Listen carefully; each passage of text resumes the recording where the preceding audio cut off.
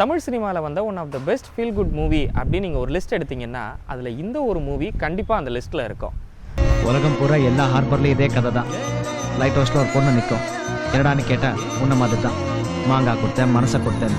2003 release ஆன இந்த தமிழ் படத்தோடைய கதையை 1848 எழுதியாச்சுன்னு சொன்னால் நீங்கள் நம்புவீங்களா? எஸ், 1848 ரஷ்யன் ரைட்டர் தஸ்தவஸ்கி எழுதிய ஒயிட் நைட்ஸ், அதாவது வெண்ணிற இரவுகள் அப்படின்ற புக்கை இன்ஸ்பயர் பண்ணி எடுக்கப்பட்ட படம் தான் இயற்கை. இந்த வெண்ணிற இரவுகள்ன்ற நாவலை மையப்படுத்தி வந்தது இந்த ஒரு படம் மட்டும் இல்லை, வேர்ல்டு வைடாக கிட்டத்தட்ட 9 படங்களுக்கு மேலே இந்த புக்கை இன்ஸ்பயர் பண்ணி எடுத்திருக்காங்க. அதுலேயும் நம்ம இந்தியன் சினிமாலேயே 3 படங்கள் எடுத்திருக்காங்க.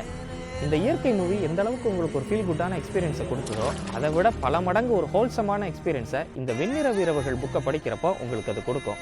முதல் இரவு, 2ஆம் இரவு, 3ஆம் இரவு, 4ஆம் இரவுன்னு இந்த புக்குடைய ஒவ்வொரு சாப்டரையும் படிக்க படிக்க நிச்சயமாக இது உங்களுக்கு ஒரு ஹோல்சமான எக்ஸ்பீரியன்ஸாக இருக்கும். இந்த வெண்ணிரவு இரவுகள் புக்குடைய பிடிஎஃப் உங்களுக்கு வேணும் அப்படின்னா என்னோட இன்ஸ்டாகிராம் அக்கௌண்ட்டை ஃபாலோ பண்ணிவிட்டு கமெண்ட்டில் லிங்க்னு கமெண்ட் பண்ணுங்கள். நான் உங்களுக்கு அந்த பிடிஎஃபை டிஎம் பண்ணுறேன்.